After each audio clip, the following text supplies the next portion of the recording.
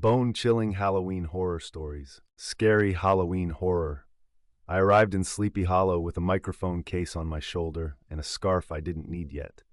The October air was damp but warm, the sky the color of a bruise pressed to the Hudson. I'd taken the job because it sounded simple. Capture a few nights of authentic ambience for a podcast episode about the town's folklore, stitch it with interviews, and go home with enough money to cover rent. I'd never been here, never even read the story beyond high school summaries, but the producer promised I'd love it. Lots of texture, she'd said. Wind in sycamores, bells, distant trains, buggy wheels if you're lucky. The carriage house I rented sat behind a colonial home that had been restored too much to be truly old. The carriage house itself wore its age openly. Beams low enough to threaten my skull, windows warped into a permanent squint, the faint, thumb-smudged smell of leather deeply embedded in the wood. The owners had left a brass key beneath a small pumpkin by the door, as if the town required one ornamental gourd per entrance by law. I unlocked the door and stepped into a single long room. Along the left wall, harness hooks cast thin, hooked shadows. A ladder leaned up to a sleeping loft. There was a porcelain sink, a two-burner stove, a shelf with chipped blue mugs. A horseshoe hung above the threshold, upside down. I turned it right side up out of reflex. Didn't luck pour out that way? When I dropped my bags, the building answered with a sound like a horse turning in its stall. A creak, a subtle adjustment, an expulsion of dusty air. Then silence. I always record the room tone first. You learn a place by listening to its nothing. I set the recorder on the table, spooled out the XLR cable to the small capsule mic, got my levels, and sat still. For 30 seconds, there was only the soft hiss of air and the plastic tick of the recorder's clock. Then, a faint rhythmic gap in the noise floor. It wasn't a sound, more like a missing sound, a small dip that returned every few seconds, almost like a slow heartbeat. I stopped the recording and leaned close to the mic as if I could see the sound in the metal. Hello? It doesn't make sense to talk to a room, but I do it anyway. Sometimes the room answers. It didn't then. I made tea from the owner's stale stash, ate a bad grocery store apple, and unpacked my kit. By the time the sun slipped behind the trees, a train hooted somewhere along the river. The walls took the note and held it, a long low horn folded back into wood. Sleep came in fits. Once I woke to acorns pelting the roof like a sudden applause. Another time to the unmistakable clop of hooves on stone, clear and steady, right outside the wall where the harness hooks cast their skeletal hands. When I sat up, the sound stopped mid-step. I lay back down and listened to my breathing until my heart caught the rhythm and slowed. In the morning, I walked to the old Dutch church, recorder swinging, scarf tucked loose against the damp. The church hunkers low and stubborn, its stones the same color as the sky, the graves leaning like listeners around a confidant. I walked the gravel path and tried to avoid the unevenness with my ankles. The carvings were faces, wings, weeping willows.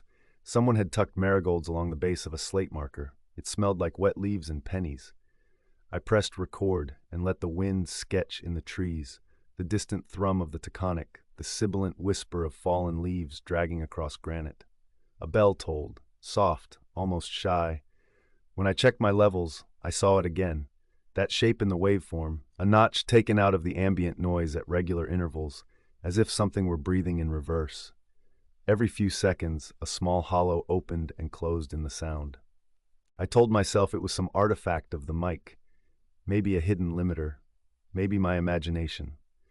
At a tiny museum near the church, I interviewed a volunteer named Diedrich, a man with a beard that made him look like he was constantly about to tell a joke. He walked me through displays of farm tools and militia coats, and a painting of a rider whose shoulders ended in an empty collar. "Our famous fellow," he said, tapping the glass. "People always want to know if he's real." "What do you tell them?" "That depends. If they look disappointed when I say legend, I say yes, real, especially near the bridge. If they look frightened, I say legend." "And you?" He shrugged. "I live here. Some nights feel longer than others. Some hollows feel deeper." "Hollows?" His eyes flicked to my scarf. "Places where sound doesn't seem to catch, where a person's breath goes a little thin. Stay away from the bridge at night if you can help it." That afternoon, I recorded at the stream that used to pass under the famous bridge. The bridge, I learned, had been rebuilt, moved, debated. People quarreled about where the real bridge had stood, but the water still made a patient ribbon of noise through the trees. When I moved the mic across the current, the notch came and went, a small, regular absence in the bed of sound. Back at the carriage house, I played the day into the room. The hooves came back, this time on the recording. Far under the wind and traffic, another rhythm threaded through. 4-note phrases spaced just so, harder than deer, heavier than a person. Clop, clop, clop, clop, then a pause, then again. The recorder sat still, the room sat still, and I knew the sound wasn't produced by either. It had been carried home like a burr in wool. Night came fast. A gust knocked the upside-down horseshoe against the door jamb. I fixed it, then I fixed it back. I told myself I didn't believe in a thing, and then I obeyed both versions of that belief. When the acorns started their erratic drumming, I tried to concentrate on editing. The notch in the noise floor returned and lined up with the ticking of the kitchen clock, until the clock itself stopped dead with the second hand at 12. From the sleeping loft, the harness hooks on the opposite wall looked like small antlers. My eyes kept snagging on them, hitching on the expectation of motion. Twice I thought I saw something cross the white of the door, a shadow rushing by as if someone walked the exterior wall with a lantern and then ducked away. When I got up and peered out, the yard was empty. The pumpkin at the threshold had rolled a few inches into the walkway, leaving a wet arc of pulp like a drawn fingernail. I woke again at 2:07 a.m. to a different sound. Not acorns, not hooves, knocking. 3 raps on wood, perfectly spaced, not at the door but from the low end of the room where the wall met the floor. I sat up and the knocking stopped, then resumed from the direction of the ladder. I stood and the air in the carriage house plummeted. Cold slipped over me like a shirt of ice. My breath went thin. I could hear my breath too clearly, and then I couldn't. That notch again, opening in the room, closing. My scarf tightened by itself. I lifted my hands to it and found it caught on something at my throat. The fabric tugged backwards with a small, insistent pull as if a child's fingers had got it from behind.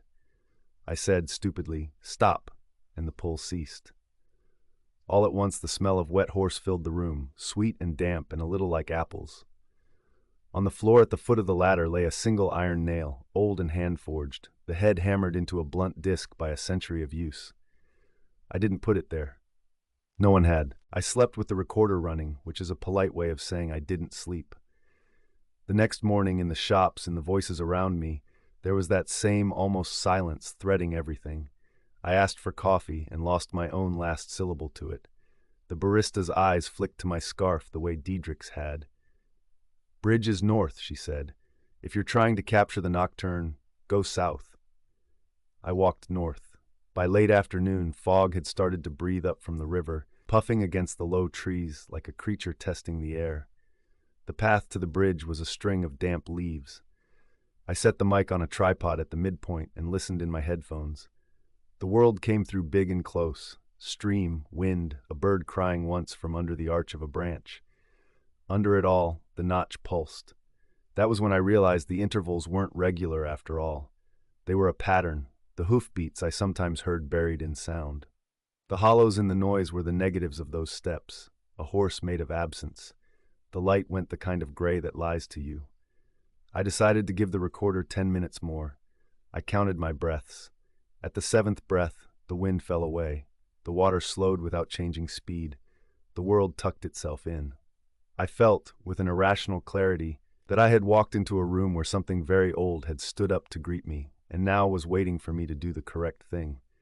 Hoofbeats, crisp this time, not in the headphones but on the boards of the bridge behind me. I turned too quickly, tangling the cable with my ankle. At the far end, in the fog, a rider waited astride a large dark horse, both animal and man, so still they could have been cut from the same piece of night. The rider wore a long coat. His collar rose to his jaw. Above the collar there was nothing, no head, no hat, only the vagueness of white mist where a head should be.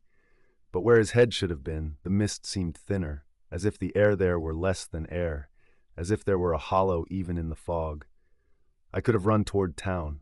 I could have stepped off the side of the bridge into the stream and let cold decide for me. Instead, I did the correct thing that felt incorrect. I didn't move. My body thought it was prey and locked. The horse's ears twitched forward and then back. The rider lifted his right hand. He held something round and ridged, a small gourd or a child's toy. He did not throw it. He let me see it and then lowered it again. "Okay," I said, to my bones, to the recorder, to the old air. "Okay." Behind the rider, the fog thickened, darkened, and then lost its sheen. I don't mean it got darker like daylight leaving. I mean the mist itself stopped reflecting light. It became non-mist, a shape that insisted on not being seen. When it pushed forward, the bridge's boards creaked, not with weight, but with a pressure that stiffened the hairs along my forearms. The air thinned again. My breath snagged. The hollows in the sound opened wider and did not close. The horse snorted and stamped. The rider urged it forward with no apparent movement of hands or heel. He paced toward me, slow, weight even, as if he were guiding an anxious animal between two stalls. The iron nail in my pocket grew warm, then hot. I pulled it out, and the heat fled into my palm and then settled back like a sleeping thing. When the rider reached the middle of the bridge, the not mist pushed again. It seemed to reach, not with arms but with intention, right for my throat, for the place where the scarf lay against skin. I felt a pressure there, a tug inward, a woozy vertigo, like the moment before fainting when you feel yourself float up and away from your own eyes. The world tried to take my head without touching it. A human's head, I realized, is not just bone and mouth. It's wherever you feel yourself to be. The hollow wanted that part. The rider lifted the round thing in his hand and snapped his wrist. It was not a gourd after all, but a small lantern with slatted ribs.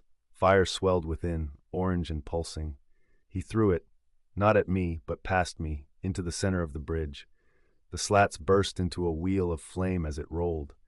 When it reached the spot just behind my left heel, the flame warped, lengthened, stretched into a thin ribbon that curved around the air, as if outlining a shape I couldn't see. For a second, the hollow was visible only by what burned around it. A silhouette made of nothing, a gap the size of a torso with no edges and no middle. It reached to where my breath was and pinched. I drove the iron nail into the nearest rail. The wood split slightly with a noise like refusal. The heat moved from the nail into the rail and then ran along the grain like a fuse. The hollow shuddered, hesitated, and then shifted its reach, not retreating so much as redirecting. The pull around my throat loosened.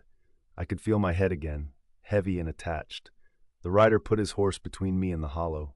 He leaned down, if a leaning can be done by a body whose center has moved elsewhere, and pointed past me with the broad brim of his glove. I understood him the way you understand a hand motion in a dark hallway. Go. Slowly. Don't turn your back on the water. I stepped toward the town end of the bridge. The hollow followed, not caring which direction was forward, only hungry for the fulcrum where I lived behind my eyes. The rider urged his horse sideways, and the animal walked through the shape, not around it. The horse's withers crumpled and then surged, as if wading through syrup. Where the horse's chest passed, the hollow shrank. Where the rider's empty collar met its edge, sparks ran like nerves. I heard, not with my ears but in the missing places in the sound, a voice that didn't use words. It was not the rider's. It came from the hollow and said something like, "Remember how easy it is to lose." "Got a rug," I heard then, a whisper threaded through the bridge's creak. "Go back." I don't speak Dutch. I knew what it meant anyway, the way you know the intent of a dog's bark or a child's hum when they want you to pay attention. "Got a rug," I said aloud, because my breath was my own again, and the air seemed to want those syllables. The hollow shivered. The iron nail gleamed and sank deeper into the wood without my hand. The lantern's wheel guttered, then flared, then went out. For the space of 2 heartbeats, everything balanced. Me, the horse, the hollow, the night. Then horns rumbled from the river road and the world returned in a rush. Traffic hiss, leaf chatter, my own ragged inhale. The hollow snapped smaller, not gone but pulled tight like a knot in a rope. Then it slipped under the bridge and into the water, or behind the water, or into whatever place the sound digs when it wants to hide. The horse backed up. The rider straightened. He turned his empty collar toward me. Inside it there was not meat or dark but distance, a depth like looking down a well at noon. It was dizzying. It was not frightening. It was not the absence of a head. It was the housing of an elsewhere. "Thank you," I said, because you always say thank you to the thing that saves you, even if you're not sure it was saving you at the time. He inclined, again, not a nod, but an understanding of a nod, and turned the horse. He rode back into the fog. His hoofbeats clicked 3 times, 4, and then were the notch in the noise again, the shape of a horse without any sound at all. I pulled the nail from the rail. The wood chewed at it, reluctant to release. The head of the nail carried a scorched ring now, as if it had been laid in a forge. I put it in my pocket and left the bridge without letting the stream out of my sight. After that, the rest of the work was simply not possible. Every track I took home was useless. Whenever the recorder spun, the hollows widened and the waveforms blurred until they were nothing but a series of missing pieces. People I interviewed leaned in and spoke like confessionalists, then lost their final words to air.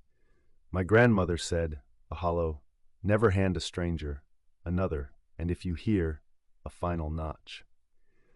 The producer called and asked why everything sounded as if a large mouth is taking bites out of the town. I told her I would send what I could. I sleep with the scarf on now. It's not habit, it's anchor. Some mornings, when the apartment is quiet and the radiator ticks and it should be safe to be entirely myself, the scarf tugs ever so slightly upwards, like a current trying to raise something to the surface.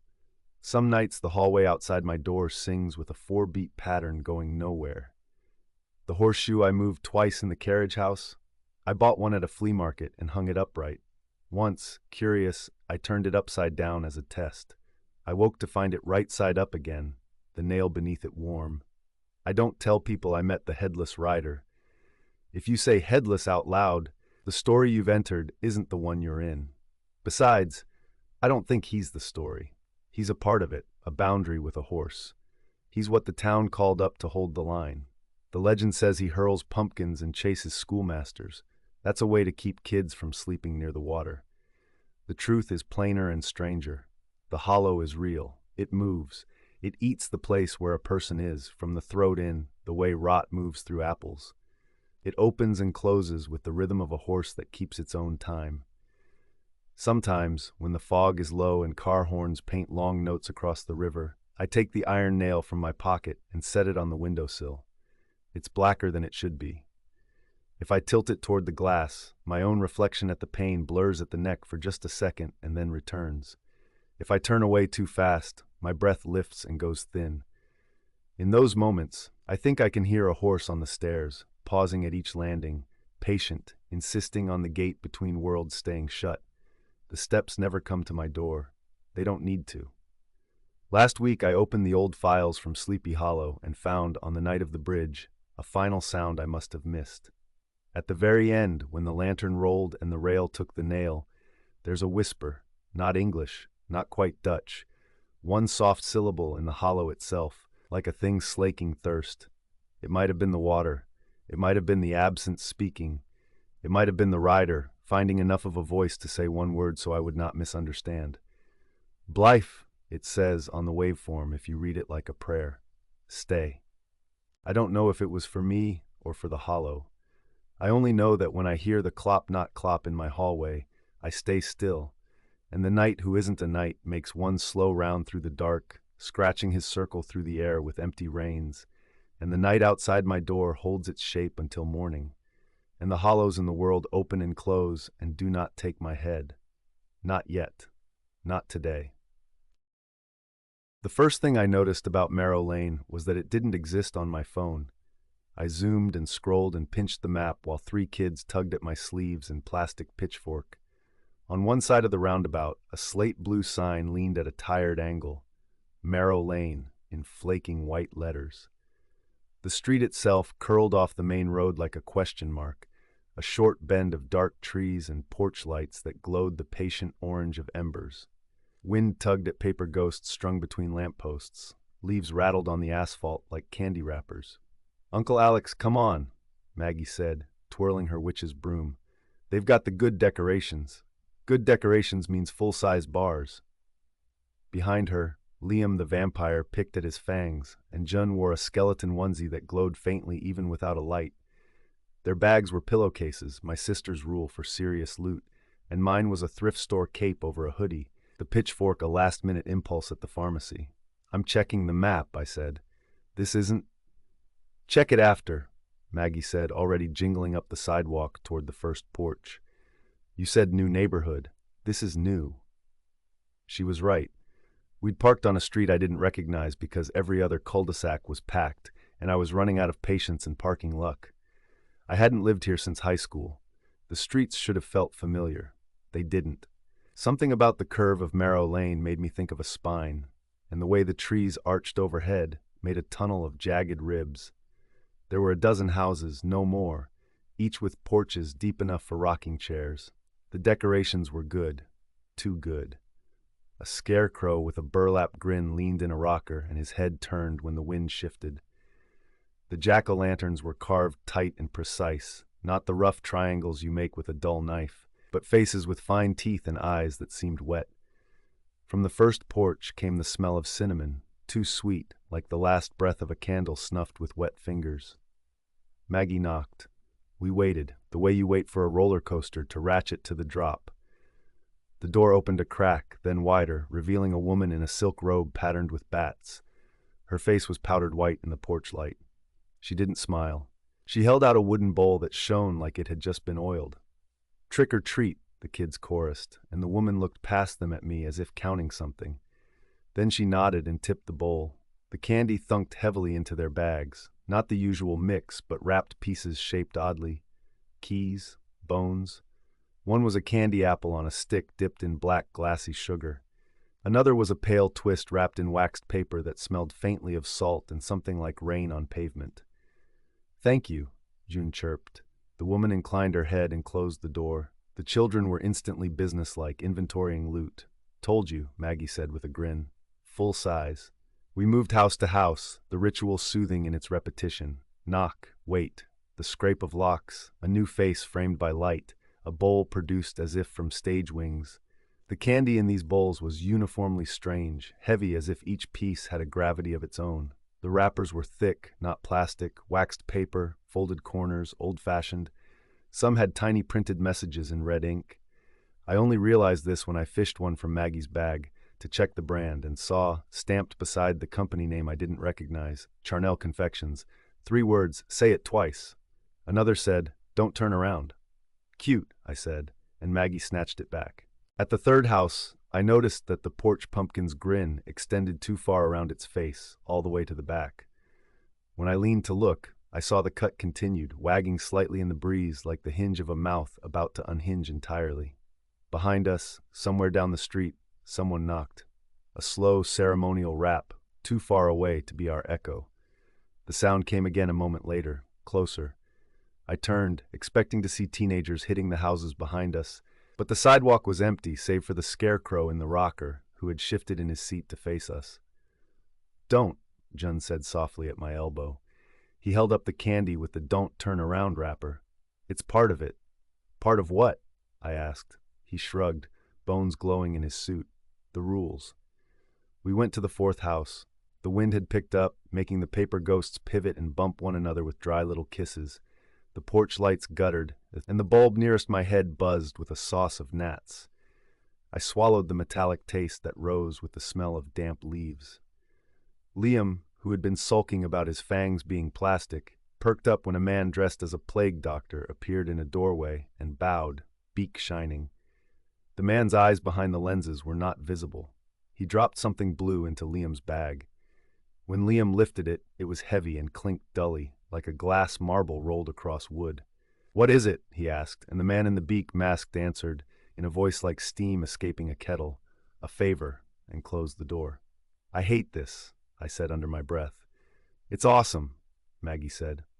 At the fifth house, the candy bowl was empty with a note inside that read, in careful handwriting, sorry, out. The kids groaned theatrically, and the door creaked anyway, and a thin arm extended, clutching 3 lollipops white as chalk. The arm was almost translucent, veins like threads. The hand trembled. Take, said a voice from the dark behind the door. Quickly now. We did. The door shut. The porch light went out. Somewhere down the block, the slow knock sounded again. How many houses had we done? 4, 5. It felt like more. The trees cut the sky into ragged strips, and the moon had shifted behind them and didn't move again. Let's circle back to the car, I said. We can come back after we hit the other streets. After we finish this one, Maggie bargained. It's a circle. We're almost around. Marrow Lane curved. If you stood at one end, you could almost see the other. But when I turned to look at the beginning of the curve, intending to point out the car's taillight, I saw only more houses, more porches, each one subtly different. The same way a nightmare uses the same face over and over, but changes the expression by a degree. The sixth house had a porch swing that creaked gently, though no one sat there. It was painted baby blue, and on it lay a doll without a head. Nope, I said, and the kids laughed at me, fearless with sugar and the armor of ritual. They mounted the steps. The swing creaked louder, as if gaining momentum. The door itself was a dark wood that reflected the jack-o'-lantern's light like a wet eye. Jun reached for the knocker, and I grabbed his wrist. "The rules," he said, and tapped 3 times. For a moment I saw a reflection in the door, my own face stretched too long, teeth a little too pointed. The door opened. A man in a sleeveless undershirt and suspenders stood there, pale and soft. He smelled like damp earth. He was smiling in a way that didn't move his eyes. "Trick or treat," the kids chimed. He looked at them, then at me. Something like calculation flickered through his gaze. "All of you together?" he asked. I nodded. "Family?" he asked. "Friends," I said. "Better," he said, and extended a wooden ladle. It held 3 wrapped candies like black pearls. He poured them into the bags. When he tipped for mine, the ladle clicked on nothing. Empty. He laughed, a breathless sound. "Not for you," he said. "Chaperones taste different." By the 7th house, I had convinced myself we were letting the holiday get to us. The street felt wrong because Halloween was a night built on wrongness. All the normal rules poked at and bent. I told myself we'd round the bend and see our car. I said we'd do 2 more houses. The kids bargained for 4. We settled on 3. The 7th house's door didn't open. The 8th was dark. When Maggie started up the steps, I told her no lights, no knock. "They're out," I said, and a voice from within said faintly, "I am not," like someone speaking from under a heavy quilt. We ran down the steps, laughing. It felt good to laugh, even if it broke in my throat. And then Liam said, "Where's the plague doctor?" And I realized what was missing. There were no other trick-or-treaters on Marrow Lane. Not a single kid beyond our 3. On a night when every other street had been a tide of costumes and wagging flashlights, this one had belonged to us alone. Every door had opened for us. A slow knock, always behind us, always catching up. "Okay," I said, "we're going back." No one argued. Even Maggie had gone quiet, chewing the edge of a wrapper like a nervous tick. We reached the curb, and I turned left where I was sure the lane would open back to the main street. It curved. The paper ghosts twisted. The scarecrow in the rocker, now across the way, watched us pass, his burlap mouth a simple black line. Someone had sewed X's for eyes, but I would have sworn he had been grinning earlier. We walked. The houses changed like they do in a dream, where nothing shifts when you watch it, only in the corner of your eye. That porch had had a swing. This one did. That jack-o'-lantern had been about to roll off the stoop. Now another was. The smell of cinnamon had grown stronger, sweeter, almost nauseating. My phone had no service now. The time read 8:19, and then 8:19, and then 8:19 again. When Jun stumbled on a crack, I realized the cement lines ran not straight, but in curves like crescents. My foot knocked a candy wrapper, and it skittered into the gutter with the sound of a paper thing pretending to be a beetle. I bent to pick it up without thinking, and words flashed in my phone light. "Don't look back. Say it twice. Leave a light." "What's that?" Liam asked, and I said, "Nothing," and I was lying. We tried a door that looked ordinary, wood with a brass knocker, a discreet owl by the rail. The woman who opened it had hair white as wool, and eyes so pale they were almost the same color as her hair. She smiled properly, the first genuine smile we'd seen on this street. For a second, I thought I saw her relief. She lifted a small lantern from the sill and pressed it into my hands, its tiny candle already burning. "Take this," she said. "Leave it at the last house, and don't let him take it from you." "Who?" I asked. Her eyes skipped to the children and back. "Don't make me say his name," she whispered. "Not with my door open." She dropped 3 wrapped candies into the kids' bags and 1 into mine, small and heavy as a coin. The wrapper was stamped with tiny red letters. "If asked, say trick." We walked in a tight bunch now.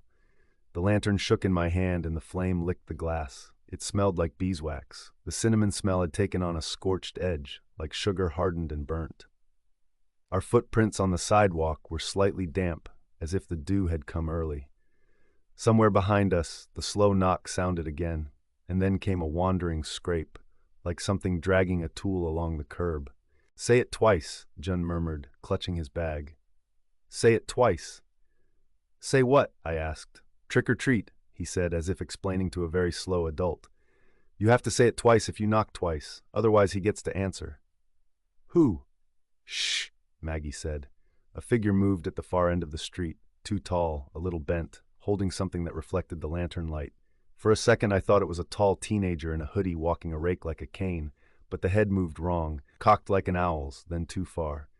When the figure turned, I saw nothing under the hood but the suggestion of a face in negative, not features, but the absence of them, like light erased. "Okay," I said too brightly. "Last house. Then that's a shortcut. There, the cul-de-sac. See?" We hurried. The last house was at the point of the curve where the street dissolved into dark. It had a porch with a single chair, empty. A bowl sat on a table beside it with a sign that read "Take One." Inside the bowl lay not candy but a ring of old iron keys, a tangle of them like a bracelet for a giant. My lantern flame jittered at the sight. From inside the house came the slow tick of a clock. "Knock," Maggie said. "Don't," I said, but my hand lifted, traitor. I knocked once. The sound went out into the night and came back thin.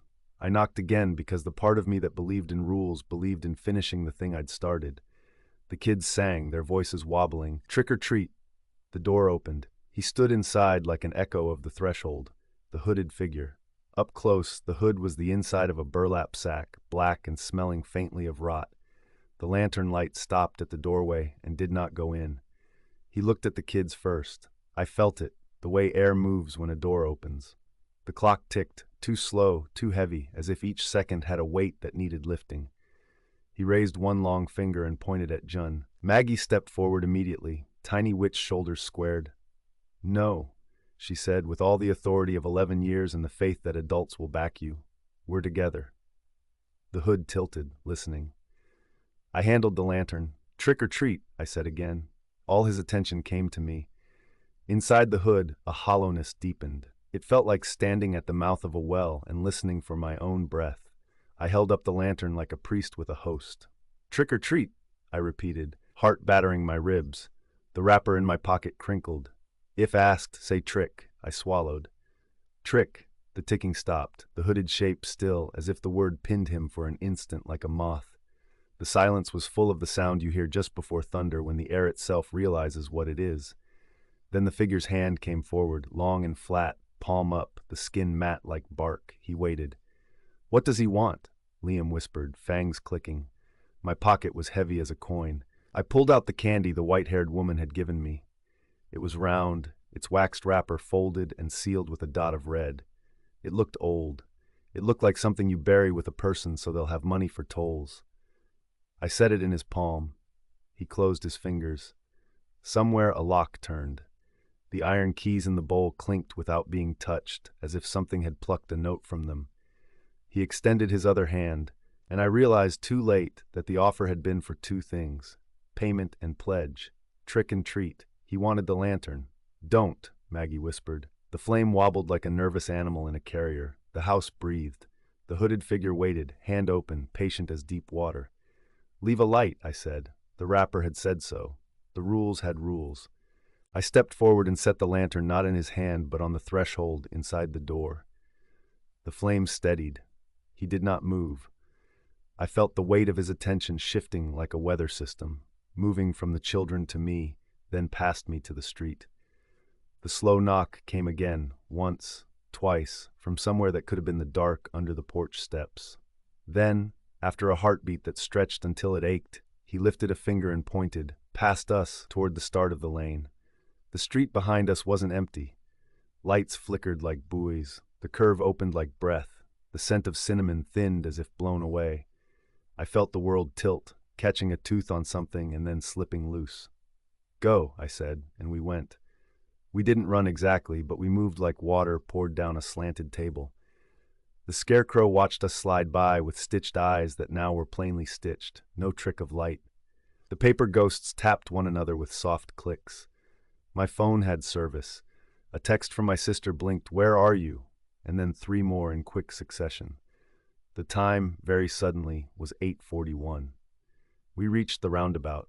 The slate blue sign was there with its flaking letters, Marrow Lane, the paint worn through by fingertips. My car sat where we left it, a dusting of leaves on the windshield that had not been there an hour ago. I opened the doors with fumbling hands, ushered them in, did the ridiculous parental pat-down for seatbelts even though they were old enough not to need help. My breath fogged the glass. My hands shook. No one spoke until we reached the main road where other cars wove their Halloween caution dance. Maggie said, carefully casual, "That was weird." "We're never going there again," I said, trying to laugh. "Deal?" "Deal?" Liam said, gripping his blue marble in its wrapper. Jun looked out the window at nothing. He held the "don't turn around" candy in his lap. "We left the lantern," he said softly. "You were supposed to." "I know," I said. That night, when I sorted confiscation taxes from their bags, there are perks to chaperoning, I found a candy I didn't remember receiving.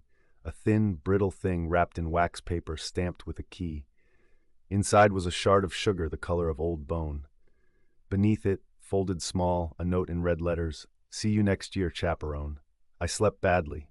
The house popped and shifted with the temperature drop, as houses do. The refrigerator motor made its usual distant thaw noise. But the quiet between sounds wasn't the good kind.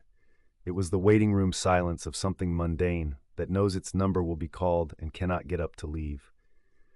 I dreamed of keys clinking in bowls, of doors opened on dark. In the morning, our porch smelled faintly of scorched sugar. On the step sat a small ring of iron keys, cold enough to sting my fingers. Every key was different. One was old and fluted, one was crude, one was the size of a thumbnail. Tied to the ring with a twist of orange ribbon was a note. "Say it twice." I walked the keys to the kitchen and set them on the counter.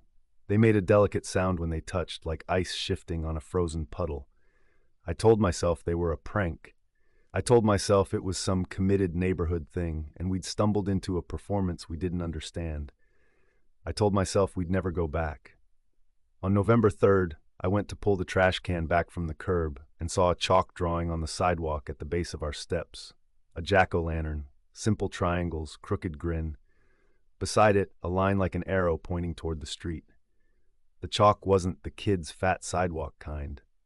It was thin and a little greasy to the touch, like Taylor's chalk.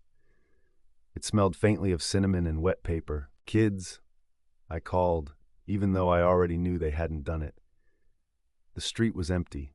The air had the washed look of fall after rain. Somewhere far away, I thought I heard a knock. It might have been a woodpecker. It might have been a neighbor closing a gate. It might have been nothing at all. I took the ring of keys and hung it on a nail inside the hall closet above the winter coats. When the house cooled at night, the keys settled with that delicate clink, as if turning themselves to find the lock they were meant for. The sound became part of the house's many noises. On the first of every month since, someone has left something on our porch.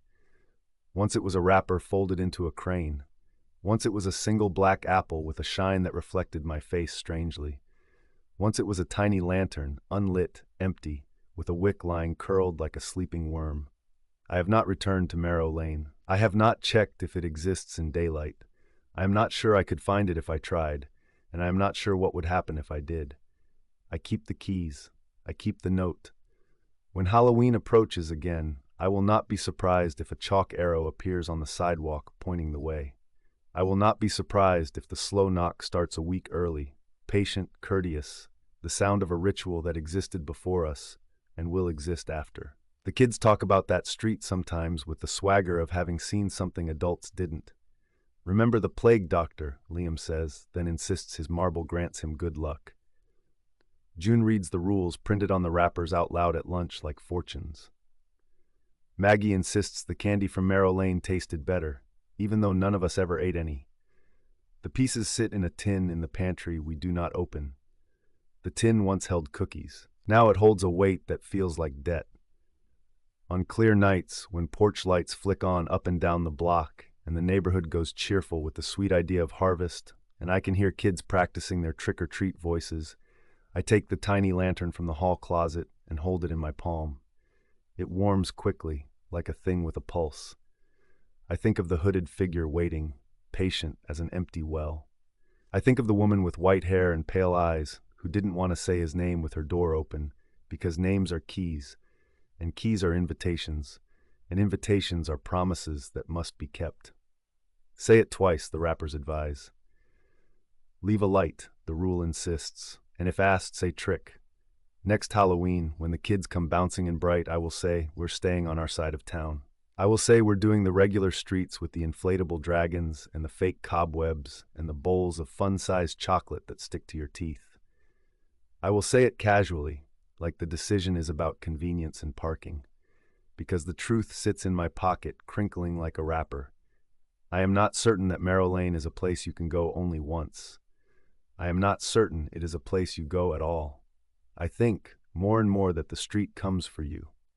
And when it does, if it does, I will be ready with my lantern and my coin and my promise.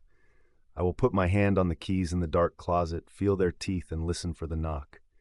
If it is on my door, I will open it, because I have learned the rules. When Halloween comes to your threshold, you answer. You do not turn around, you say the words, you leave a light, and you hope quietly, fervently, that this time he points past you again, that this time, too, he lets the children walk away. The first scream I heard that night was a laugh that cracked in the middle. Someone ahead of me in the security checkpoint at Universal, hyped and a little nervous, doing that self-conscious, I'm scared already bit. October wind ghosted down the entryway, turning fog into streamers that drifted over people's sneakers and pumpkin earrings. Speakers pulsed low bass lines through my ribs. Floodlights painted the mist in purples and wicked greens.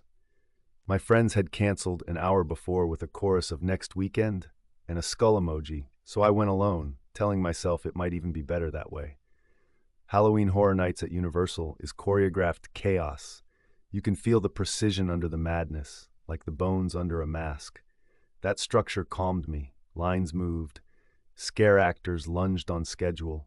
Themed bars slung drinks named after things that want you dead. The map showed 9 haunted houses spread across the park and sound stages. 9 was a healthy number. Grids make the mind behave. I tapped into that grid. I told myself I'd hit the shorter lines first, save the big ones for later, keep moving, and never sit long enough for my brain to invent anything. The fog tasted faintly sweet, glycerin and something chemical, and the air smelled like butter, rope, and warm paint. A scare zone chainsaw shredded a patch of fog, sending a flock of shrieks skyward.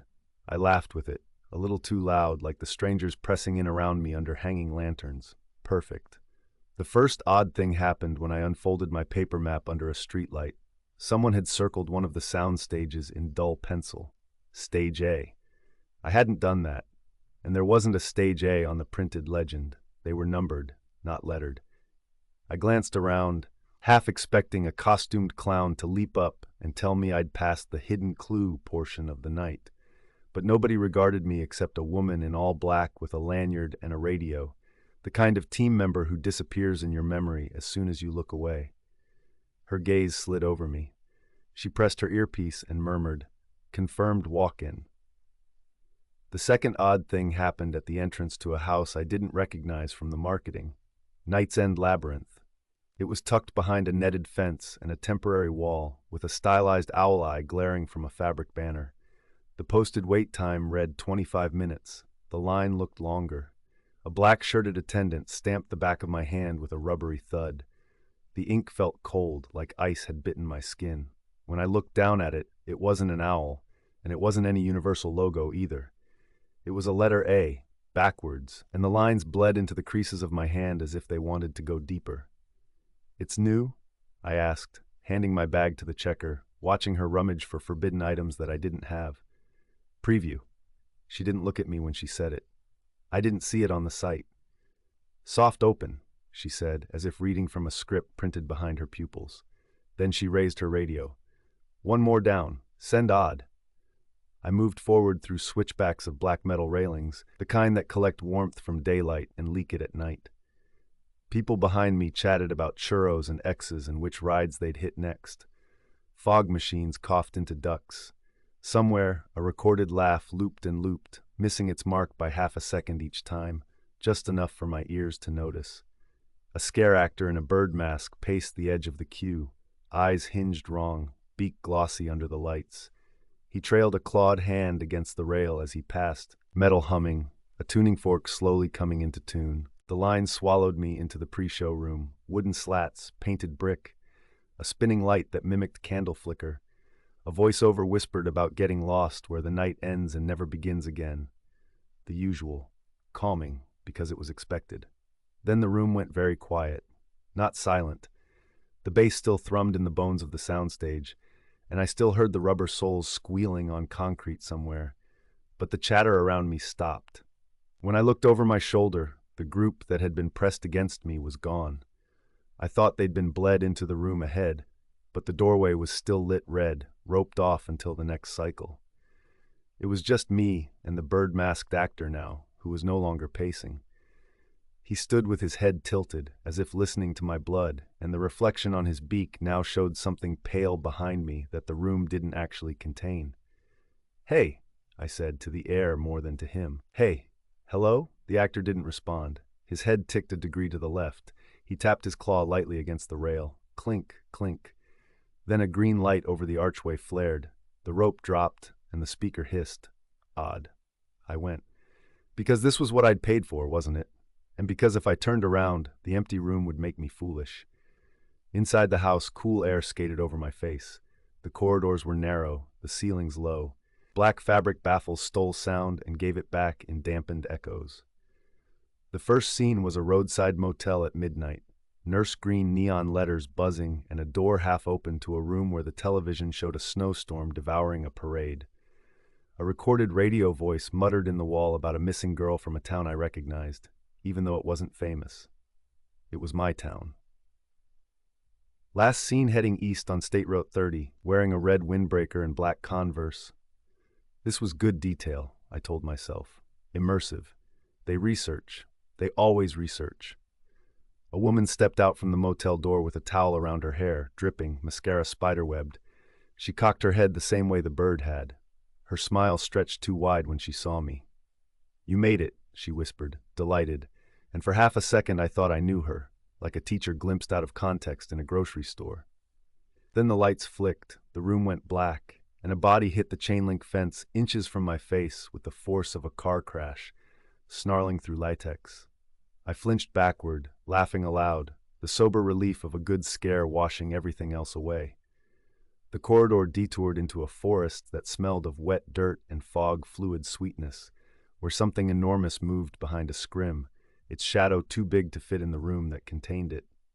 The crunch of a footstep behind me sounded like mine. A recorded whisper crawled down the back of my neck. "Don't look back." So I didn't.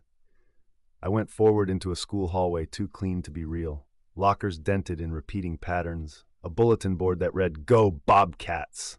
My high school mascot, my font, even the terrible marker stroke from a kid who'd written the exclamation point twice because he ran out of ink on the first one.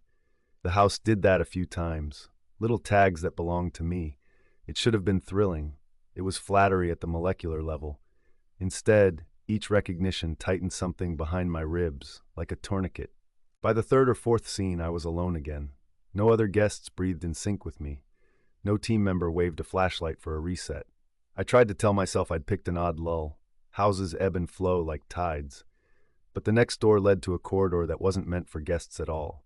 Bare, utilitarian, the guts. The air smelled like MDF and warm cables. Here, Universal's illusion always thins, taped spikes on the floor, a garden of ladders, a clustered harness, a fan trussed on a stand.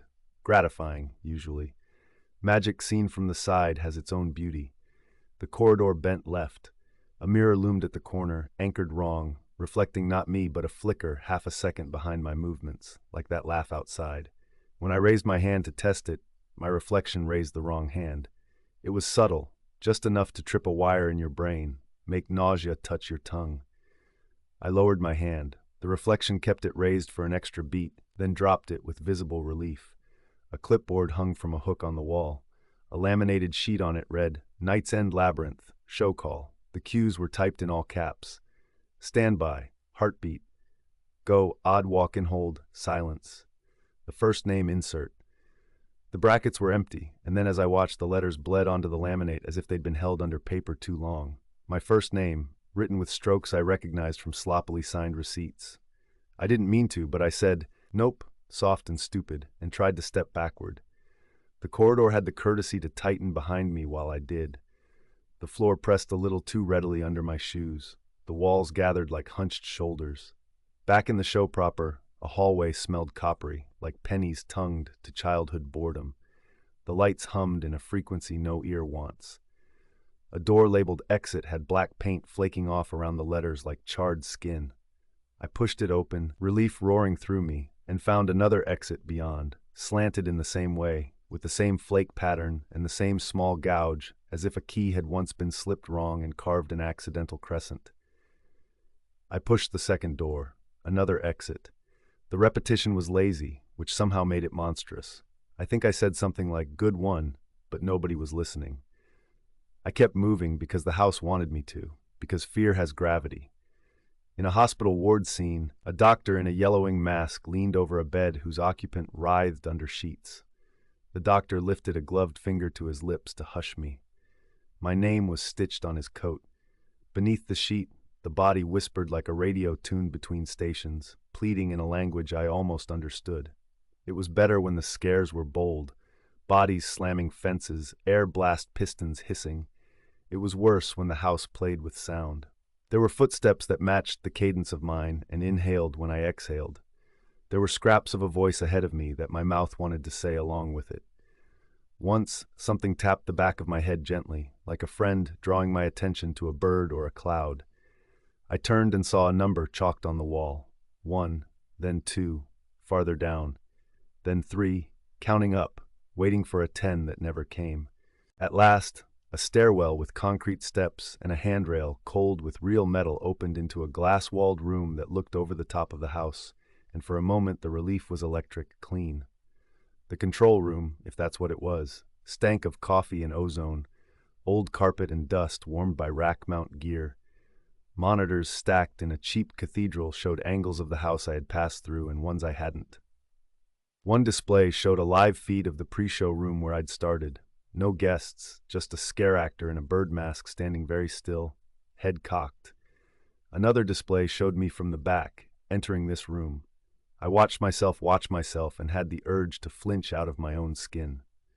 There was someone here. Not a team member with a headset, or at least not like any I'd ever seen. He wore a jacket the color of rain at 3 a.m., the kind of blue that swallows streetlights. His face was half hidden behind a plexiglass shield, as if he'd gotten stuck mid-donning a PPE mask during a fire drill. The visible half of his face had my mouth. He adjusted sliders on a board with long fingers.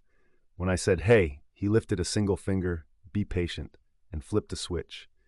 Down below, the bird-masked actor moved for the first time since I'd left him.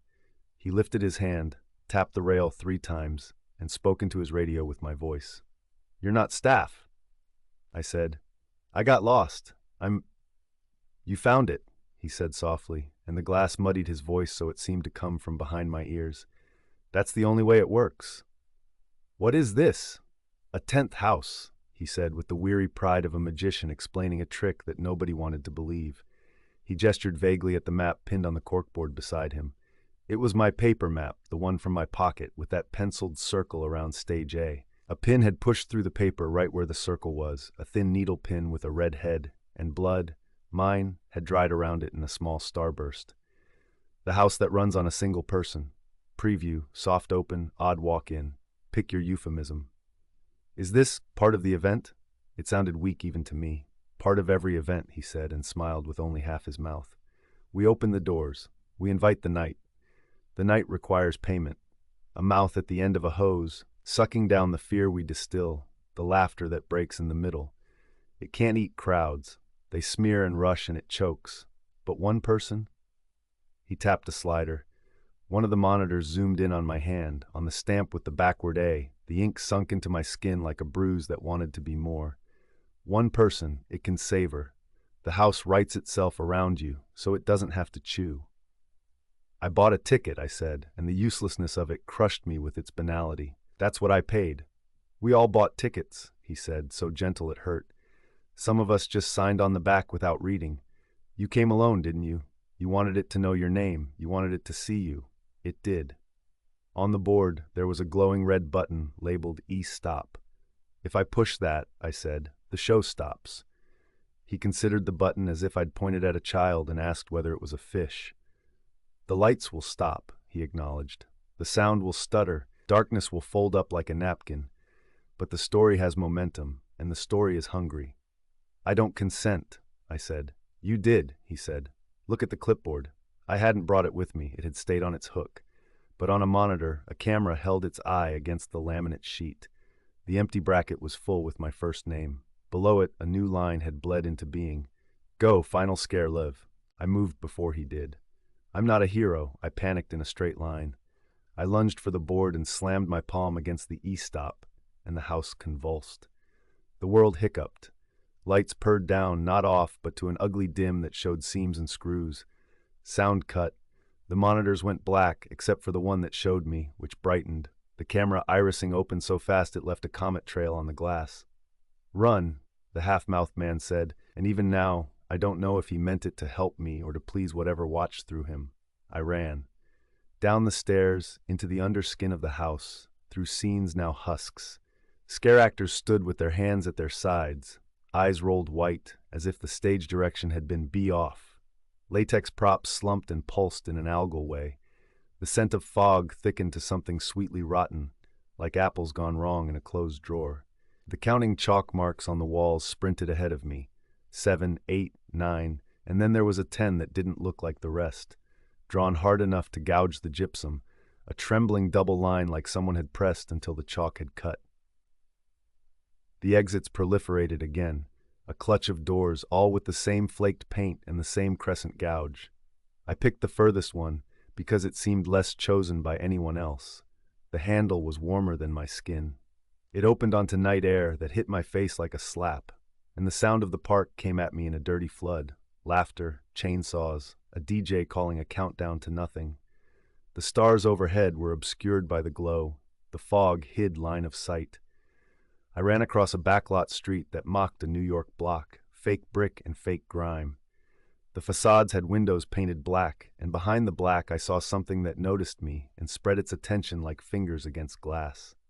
I ran past a food cart shuttered and clean, past a smeared handprint that might have been mine earlier in the night, though I hadn't touched this wall. My hand throbbed with the stamp, a cold brand even in hot blood. I aimed for the sound of a crowd, because a crowd has rules and inertia. A crowd is a weather system that can lift you up. I turned a corner and hit fog so thick it felt like silk pulled over my face. My foot caught a cable ramp and I pitched forward, hands skidding on gritty paint. When I looked up, I was at the entrance to a house with a stylized owl eye glaring from a banner. Night's End Labyrinth, the font cheerful and cruel. The posted wait time read 25 minutes. The line looked longer. A black-shirted attendant raised a stamp. "This way for the preview," she said, and her voice had more texture now, as if something else spoke through her mouth but kept her vowels. "We're sending odd." "No," I said, and stepped backward into someone warm. A shoulder. A laugh. The jostle of people who had never once in their lives been alone at an amusement park. Not really. "Sorry," a guy said, his eyes lit with excitement under a pumpkin headband. "You going in? I heard it's insane." "Don't," I said. My heart beat against my ribs in a visceral, embarrassing way, pleading with bone. "Come on," his friend said, teetering in wedge boots. "We paid for VIP." The black-shirted attendant stamped my hand again with rubber certainty. The A overlaid the A. The cold drove deeper. She smiled with her lips only. "One more down," she murmured into her radio. "Send odd." I tried to push away. 2 steps. The rail hummed under my palm, singing the note the bird actor had tuned into. My thumb fell on the crescent gouge someone had carved into the paint, and my skin remembered it. I thought about leaping the rail, charging into open park, finding a uniformed employee, and demanding to be escorted out by a swarm of security guards with clipboards and contracts and flashlights. I thought of finding light bright enough to burn shadows out of existence. Behind me, a scare zone chainsaw revved. A girl shrieked delight. The night swallowed the sound, chewed it, and smiled. I went in. Because this is what I'd paid for, wasn't it? And because the story had momentum. And because when the rope dropped and the light turned green over the archway, the speaker whispered my name with relief, as if I'd kept it waiting too long. The house was not the same. It never is. The motel was a gas station now, the forest a cornfield, the hospital an operating theater that smelled like lemon cleaner and a metal bowl left in the sun. But the copper taste arrived in the back of my throat right on cue. The chalk marks began at 1 again. The bird-masked actor tilted his head and listened to a heartbeat only he could hear. And somewhere above me, in a glass-walled room, a half-faced man adjusted sliders with my hand and watched myself move through the maze, and a red button waited for a palm that would flatten on it and find that palms don't stop mouths from eating. I don't know how many laps the 10th house requires. I don't know if there's a moment when the house grows full with your particular terror and loosens its hold the way a snake loosens after a swallow. Maybe one night it will spit me out into the crowd, unmarked except for a stamp the color of old ink, the letter A healed into my palm like a scar from a childhood mishap, easy to lie about. Maybe I will step out under the glow and breathe butter and paint and pretend none of it bit. But when I listen closely, I can hear the radios in the walls counting cues, a voice that has my mouth in a patient lilt, and the clipboard ink filling in the bracket over and over with a name the house has earned the right to speak. Stand by. Go, me.